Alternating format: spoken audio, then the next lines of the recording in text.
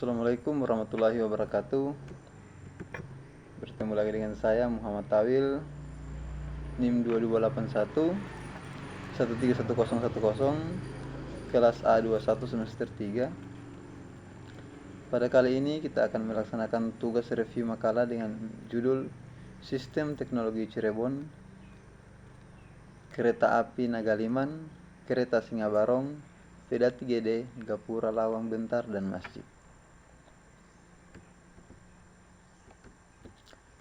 Makalah ini membahas tentang beberapa elemen dalam sistem teknologi yang ada di Cirebon, yaitu kereta api, kereta Paksi Nagaliman, kereta Singa Barong, Peda 3D, Gapura Lawang Bentar, dan Masjid.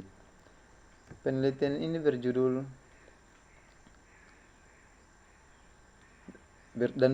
untuk memberikan pemahaman tentang penggunaan teknologi Cirebon, sebuah kota di Provinsi Jawa Barat, Indonesia, memiliki warisan budaya dan sejarah yang kaya. Dalam beberapa tahun terakhir, perkembangan teknologi telah mempengaruhi berbagai aspek kehidupan di Cirebon, termasuk dalam bidang teknologi telah mempengaruhi berbagai aspek kehidupan, dan juga termasuk dalam bidang transportasi, pariwisata, dan agama. Makalah ini akan membahas beberapa elemen penting dalam sistem teknologi di Cirebon, yaitu kereta api Paksi Nagaliman, kereta Singa Barong, Peda 3D, Gapura Lawang Bentar, dan Masjid.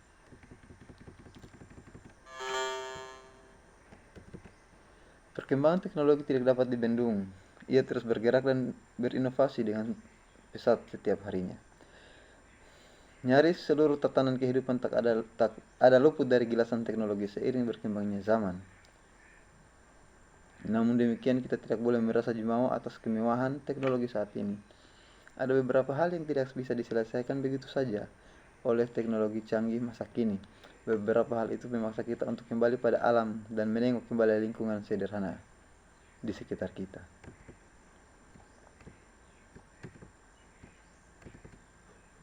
Oleh karena itu, ada baiknya kita memiliki kembali teknologi zaman dulu, agar kita bisa menguak kembali nilai-nilai sejarah dan filosofis teknologi tersebut. Sebagaimana kita ketahui, teknologi pada zaman dahulu termasuk bagian dari sebuah seni kebudayaan pada peradaban masyarakat di masa itu.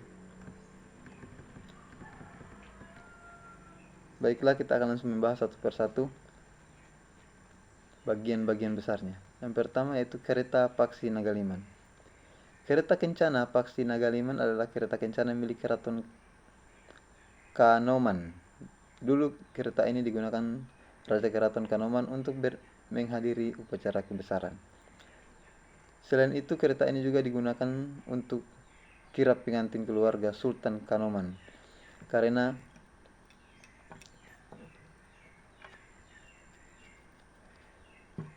kereta ini juga digunakan untuk kirap pengantin keluarga Sultan Kanoman, kereta tersebut diperkiraan dibuat tahun 1608 berdasarkan angka Jawa 1530 pada leher badan kereta yang merupakan angka tahun Saka. Sejak tahun 1930 kereta ini tidak digunakan dan disimpan di Museum Keraton Kanoman. Sedangkan yang sering dipakai pada perayaan-perayaan merupakan kereta tiruannya.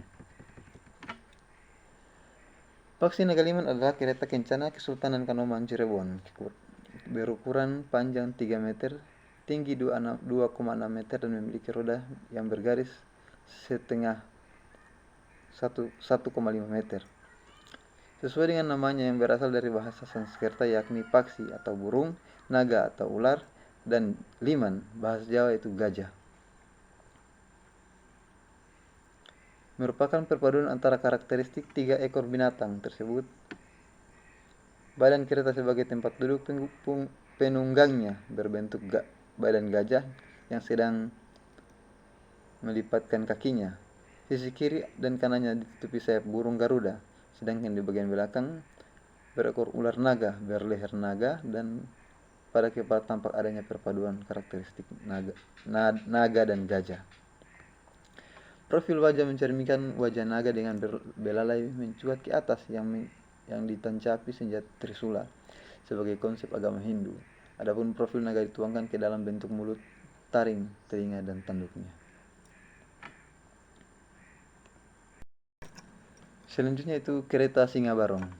Kereta Singa Barong dibuat atas perintah Panembahan Ratu pada tahun 1649 Masehi berdasarkan Chandra Sangkala yang berbunyi Iku Pandita Buka Rapanane yang berarti 1751 atau 1571 Saka Jawa, tahun Jawa. Menurut H.B. Voss, kereta Singa Barong bukanlah kereta yang didesain untuk ditarik dengan kuda, tetapi ia didesain untuk ditarik dengan sapi. Kereta Singa Barong didesain oleh Pangeran Angkawijaya atau Pangeran Losari, yang teknis pengerjaannya dipimpin oleh Dalem Gerbang Sepuh dan pemahatannya ialah Ki Nataguna dari desa Kaliwulu. Kereta Singa Barong adalah sebuah kereta kencana yang bentuknya penggabungan dari 4 bagian hewan. Singa macan tubuh terdapat di tubuh, kaki dan mata. Gajah belalai, garuda sayap, naga kepala, dan dibuat pada tahun 1571 Saka dan 1649 Masehi. Kereta ini digunakan untuk keperluan sultan dan ditarik oleh 4 kerbau putih kebok bule. Kedua kereta ini, kereta Paksi Naga 5 dan kereta Singa Barong, memiliki kelebihan yang sangat unik, yaitu teknik pembuatan arsitekturnya tidak jauh beda dengan kendaraan zaman sekarang. Misalnya alat kemudi kereta memiliki sistem hidrolik dengan bahan kayu baja. Kemudian yang ketiga, peda 3D. Pada masa silam, Cirebon memiliki teknologi transportasi yang canggih yang memiliki kontribusi besar dalam pembangunan keraton hingga masjid. Ialah peda 3D yang saat itu menjadi sebuah alat transportasi kebanggaan warga Cirebon. Peda 3D Pakalengan merupakan artefak bersejarah yang terdapat di daerah Pakalangan, Cirebon. Peda ini merupakan salah satu kendaraan tertua di Cirebon dan menjadi saksi bagi sejarah Cirebon. Kini peda 3D ini dapat kita saksikan wujud replikanya saja karena kereta asli yang ada di Kelurahan Pekalangan, Kecamatan Pakalipan tersebut tidak lagi utuh. Kebakaran di daerah padat penduduk 1907 telah melahap sejumlah bagian pedati. Rodanya yang dulunya ada 12 buah kini tersisa 8 buah.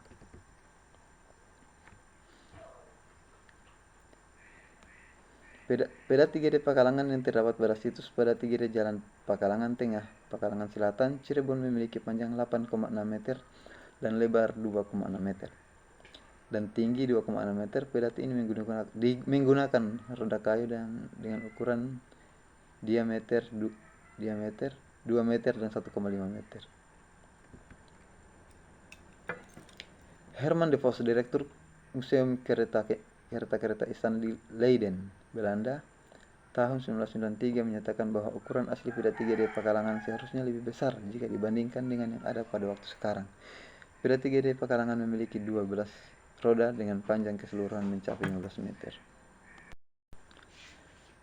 Gapura Lawang Bentar di Cirebon adalah simbol keakraban antara Kesultanan Demak dan Cirebon. Di Cirebon, gapura ini menghiasi geng di perkampungan dan berkaitan dengan sejarah kerajaan Majapahit dan Demak. Kesultanan Cirebon saat itu sangat dekat dengan Demak, dan salah satu bukti keakraban ini adalah keberadaan Candi Bentar. Bentuk gapura Lawang Bentar di Cirebon memiliki ciri khas yang menarik dan berbeda dari gapura Lawang Bentar yang ditemukan di Jawa Tengah, Timur, dan Bali. Di Cirebon, gapura ini berdiri dari 2 tiang kayu yang disanggah oleh fondasi batu sebagai sandaran. Tiang kayu tersebut diukir dan dihiasi dengan ukiran khas Nusa Tenggara. Sedangkan pada pelengkung, Candi Bentar biasanya berbentuk lengkung atau bentuk gerbang pelangi yang disertai sebagai ukiran serta hiasan menjadi ciri khasnya. Gapura Lawang Bentar adalah gapura tanpa atap yang terdiri dari 2 bagian yang terpisah yang biasanya berfungsi sebagai gerbang masuk ke suatu kompleks bangunan.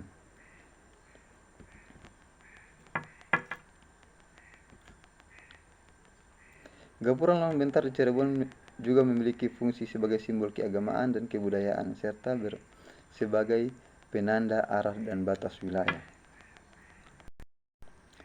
Selanjutnya adalah Masjid Pejalagerahan yang berada di Kelurahan Kesepuhan, Kecamatan Lewah Wungkuk, Kota Cirebon, Jawa Barat. Masjid ini berada persis di samping Kompleks Kesultanan Kesepuhan Cirebon. Secara bentuk masjid ini tak berbeda dengan masjid pada umumnya. Namun ukuran terbilang tidak cukup luas, sekitar 8,6 meter. Sedangkan ruang utama masjid sekitar 3,4 meter. Uniknya pintu menuju ruang utama masjid sangat pendek. Jemaah wajib menundukkan kepala saat memasuki ruang utama masjid. Di ruang utama itu terdapat 4 tiang kekar yang dikenal dengan sebuah sebutan Soko Gunur. 4 tiang kekar ini merupakan warisan Wali Songo. Masjid Pejalagerahan disebut-sebut sebagai masjid pertama dan tertua di Cirebon, yang dibangun oleh Pangeran Cakrabuana dan Pangeran Walang Sungsang yang merupakan putra Raja Pajajaran Prabu Siliwangi. Pangeran Cakrabuana merupakan tokoh penting berdirinya Kesultanan di Cirebon. Kemudian Masjid Agung Sang Cipta Rasa. Masjid Agung Sang Cipta Rasa yang terletak di sisi barat alun-alun di depan Keraton Kesepuhan Cirebon merupakan salah satu masjid tertua yang ada di Pulau Jawa sebagai peninggalan dari bukti penyebaran agama Islam oleh para wali songo di Pulau Jawa. Bukti fisik bangunan dari segi arsitektur mempunyai nilai simbolis dari historis dari pengaruh Islam di Cirebon. Masjid ini dibangun sekitar tahun 1480 Masehi atau semasa dengan wali songo menyebarkan agama Islam di tanah Jawa. Nama masjid ini diambil dari kata sang yang bermakna keagungan, cipta yang berarti dibangun, dan rasa yang berarti yang digunakan. Menurut tradisi pembangunan masjid ini dikabarkan melibatkan sekitar 500 orang yang didatangkan dari Majapahit, Demak, dan Cirebon sendiri. Dalam pembangunannya, Sunan Gunung Jati menunjuk Sunan Kalijaga sebagai arsiteknya. Selain itu, Sunan Gunung Jati juga memboyong Raden Sepat, arsitek Majapahit yang menjadi tawanan perang Demak Majapahit, untuk membantu Sunan Kalijaga merancang bangunan masjid tersebut. Terakhir, Masjid Raya At-Taqwa. Masjid Raya At-Taqwa Kota Cirebon didirikan pada tahun 1918 di suatu kampung yang bernama Kejaksan, yang terdiri dari 2 bagian, yang satu untuk dipergunakan sebagai tajuk agung Masjid At-Taqwa sekarang dan setengah bagian yang lain digunakan untuk alun-alun Kejaksaan sekarang. Nama Masjid Raya At-Taqwa Cirebon sebenarnya adalah tajuk agung. Bangunannya sudah cukup lama dan tua, ruangannya terlalu kecil dan letaknya kurang menghadap kiblat. Kemudian R.M.R. Hatta, Kepala Koordinator Urusan Agama Cirebon, yang mempunyai gagasan untuk merenovasi tajuk agung itu di tempat yang lama dengan mengambil nama Masjid At-Taqwa karena sudah ada Masjid Agung yang terletak di Kesepuhan yang sekarang menjadi Masjid Agung Sang Cipta Rasa.